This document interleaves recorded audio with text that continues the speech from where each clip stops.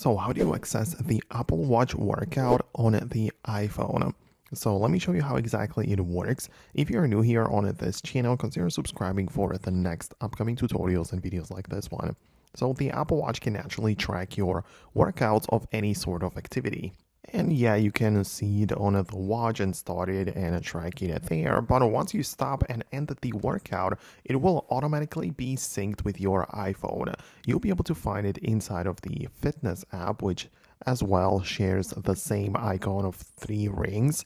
And in there, you can see your calorie goals and everything like that. But as well, you can find the sessions menu. So it will just basically show you all of the past workouts in here in a list, so you can check it out, open it, and see the same data plus more, because on the iPhone you actually see a little bit more. For example, the map of the workout, if it's an outdoor one, this just cannot be visible on the watch itself, but you can only do it on the iPhone, right?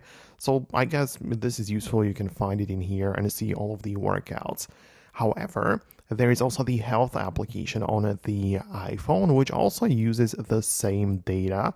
Like, it's also getting access to it, and in there you can check out like your walking averages and like that kind of thing, which is a little bit more in depth and more like general, but it also gets into account takes into account the workout data as well. So you'll be able to see some things in here as well, which also gets access to the like activities, and everything is just put together in one place. So it just depends on where you like it more. So that is how you can access it. Let me know if you managed to find it. Hit the thumbs up and subscribe if it worked, and subscribe for the next tutorials and videos like this one.